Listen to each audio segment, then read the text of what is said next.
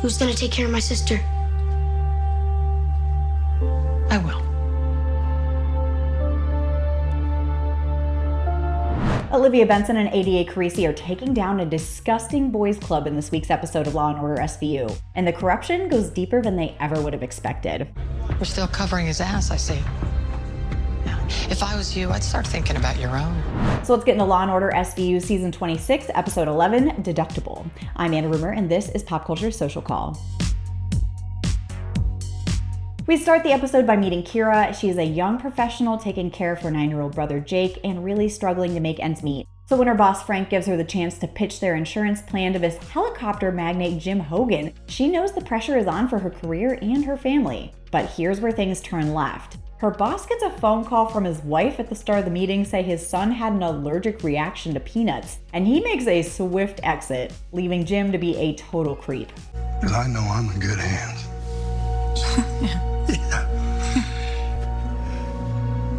So are you. Coincidence? I think not. The next day, Kira's little brother goes to the police station because his sister didn't come home that night, and they find out she's in the hospital for having hit her head. And here's where the SVU comes in. When hotel housekeeping found her with a head injury, she said she was assaulted. Initially, Kira admits, yes, she was assaulted, but she doesn't want to get in trouble at work until she gets flowers from Jim thanking her for a great evening. A great evening? Great evening. That's what he thinks it was? He thinks he can just get away with it? So, Kira, it's up to you whether or not he's successful. I want to file a police report.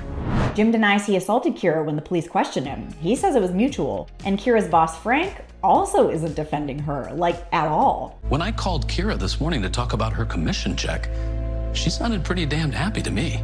Then when Kira receives a $50,000 commission check, it's all starting to feel like a perverted business transaction to live. And that's exactly what it was for Frank, we find out, because once Jim is arrested, he reveals that basically Kira's boss had offered her up on a silver platter for him to close the deal. So what you're saying is Frank Bailey gave Kira to you in order to get your business? Yeah, I figured the three of us had an understanding. And Kira's making some connections too. She tells Liv that the previous Christmas, she lost the $2,000 she was given to help host the office Christmas party out of her purse. And Frank had impressed upon her that he wouldn't turn her over for theft if she closed the deal with Jim. Okay, but who called Frank about the peanut allergy? Because obviously that's BS. It turns out it was his COO, Grace, and she is really not sorry at all. It's a tough business, especially for women. Not everyone makes it. She's not cooperating, so the detectives decide to track down other young women who left the company under duress. And these stories feel very familiar. He wanted me to have sex with them. What did he say would happen if you didn't? That he would find someone else who would do what it took to make Ameriwatch successful.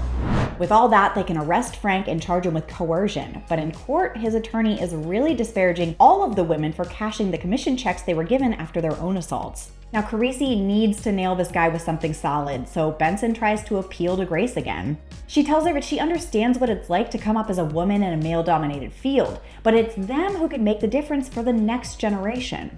You didn't have a female COO when you were coming up, did you? Those girls do. It was a powerful speech, and she's Olivia Benson, so I'm not shocked Grace had a change of heart and decided to testify against her boss. And in this emotional scene, she reveals not only that Frank actually stole the $2,000 from Kira at Christmas to get her under his thumb, the exact same thing had happened to her 2 decades ago. I made a choice to stay silent 20 years ago. To sacrifice my conscience for the sake of my career. I deeply regret that all these young women were hurt because of that choice. Grace's choice to speak out led to Frank being found guilty on all charges, and while that only gets him a little bit over a year behind bars, Carisi is coming at him for perjury too, and that comes with a maximum 15-year sentence. I find it a little unsettling that lying about a crime is worse than actually committing the crime. Well, nobody promised that justice would make mathematical sense. Well, you know what does make sense? A controlling son of a bitch like Frank Bailey doing 15 years in Greenhaven.